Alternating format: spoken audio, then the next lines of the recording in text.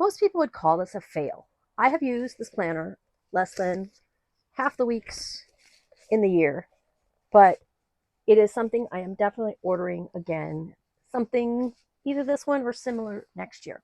I use it alongside my spiral notebook that anchors my system, and I'm going to show you a few of the ways that I've used it this year. It saves me time when I need structure and disappears when I don't. Hi, I'm Em. I talk about all things planning, productivity, and systems, and I've done all the overthinking so you don't have to, but you probably will anyway. In this video, I'm going to show you 4 different setups that I've used in this weekly planner over the year, with a couple variations and tips and tidbits I'll throw in at the end. I'm going to start with this week first. This week was the perfect example. I had a week where all my volunteer commitments from various places collided on a short week with a holiday and throw in a couple family crises. Oh, and back to school week for my husband. So it's been a little crazy. I planned late. That planner gave me a place to just scrawl things out, and I don't care that it's not beautiful, perfect. It's just what I needed. So I started by writing down my appointments. Then I slotted in the tasks that I prioritized on my reset practices. And I kind of looked at my ideal week just as a sanity check to make sure I wasn't missing anything big. And you can see I did that in pencil because I was just going back and forth moving things around. Nothing fancy, nothing pretty. The second way I've used it is in conjunction with my ideal week. I have done different things. I have just lightly highlighted my ideal week and then went ahead and planned the week on top of it just to see how it mapped on. Planned my scheduled activities and events, and then some of the key task blocks that I do regularly. These were just a visual scaffold, not a minute by minute plan for the week. The third way is plan versus actual side by side. When I'm talking color coding any of these times, it's by area of life. Talked about that in my seasonal reset week. You can see that. I would plan my week, again, events and task blocks that I knew I would do, and then highlight those in the corresponding areas of life. And then I would go back and put my actual, how I did spend my time next to it to kind of see how well I stuck to the plan. I wouldn't expect to do this always, but it's times when I'm just kind of looking at how things are going. That's why this planner is so nice, because I can just use it to experiment. Sometimes this expanded into full-on paper time tracking, and I would not recommend paper time tracking on a regular basis. But if you really want to be in touch with where you're spending your time, spend 20 minutes at the end of the day tallying up your time by hand, and it'll put you really in touch with where you spent your time. And the fourth real way I've done this is I've just used it as a log of what I've done to see my whole week at a glance, what I did. When I did this, I knew that with the way I write, I would need more space. So I just wrote over the time blocks that are there, that are half-hour increments, and changed them to 15-minute increments during the time that I do my time tracking, which is usually 6:30 to 4:30-ish, give or take. And that gave me the granularity to make a task or activity log just to see what I've done. Now, I did this 1 or 2 weeks, but I realized I don't want those things that I might want to look up to be in this kind of planner, because I'm really hoping, fingers crossed, I will actually throw this planner away at the end of the year or after 6 months or so. I should put that in my calendar.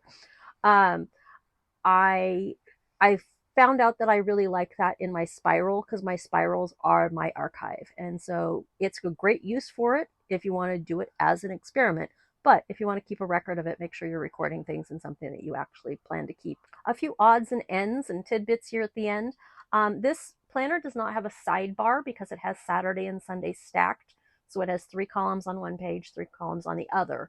And rather than a sidebar, it has a notes area below each weekday. And I've used that in different ways.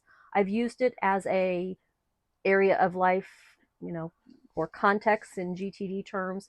I use my areas of life as context. So, I have a list of home tasks for the week, a list of garden tasks, a list of volunteer tasks, list of errands. And so I've used it like that. I've also, other weeks, used it as a list of priorities, musts and coulds and shoulds. I have also put a next week column there sometime. What else have I used? Oh, the weekends. So I don't usually plan a lot on my weekends. I often have commitments on Saturday, and then I do my resets on Sunday. That's most of what I have. So rather than tracking or planning hour by hour, I usually also have a day within the week that I am out and about, and so I don't need to be having that level of detail because I just know I'm going to be out. So whatever that weekday is, I just leave it blank. And then on Saturday and Sunday, if I want to use that column for something, I have it available and I just write over it Saturday or Sunday, and then I can use it for that week's experiment. So why spend $12 on a planner when you could just make a weekly spread in your spiral notebook or print off a weekly spread for the weeks that you need it? And I do that too. Some things I like to have those loose papers around, but this, it's just for the times when I want to make sure I don't overthink. It's like the clue that tells me do not overthink. This is okay to be ugly, messy, and just use it however you feel like this week. No commitment to doing it in the future, no guilt whatsoever. And so $12, small price for a planner, but a lot compared to like if you're planning in a dollar notebook, a few dollars a year. $10 spiral, the one that I use. I'm happy to put this alongside of it because that way, again, it also preserves some pages in my notebook. And often I've been known to spend way too much time in Apple Pages designing papers to do things just the right way. And this is also preventing that time expense that I might spend noodling around in Apple Pages.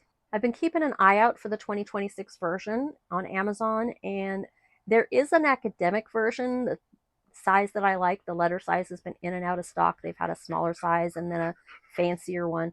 So I don't know what's available now, but the 2026 is not available as the time that I'm recording this. But I did find, while I was looking, a similar one, and I will keep you posted because I'm going to go ahead and order this other one. It's also $12 for a weekly spiral planner, and we'll see what I end up going with or if I end up bouncing between the two. This planner is not about perfection. It's about permission. Permission to do what I want, when I want, and not do it if I don't need it. That's why this planner definitely deserves space alongside my spiral notebook for the season, and I'm happy to use them. If you want to save more money than time, I have a walkthrough of putting together a planner in a dollar notebook and other videos on my $10 notebooks that I use regularly. I'll link those below. And if you want to see the daily side of my planning, I'll link to my Plan Your Day video and my ideal week videos for longer term. Most people don't have a dog that sounds like a monkey. Puppy, puppy, puppy, puppy. Puppy, puppy, puppy, puppy.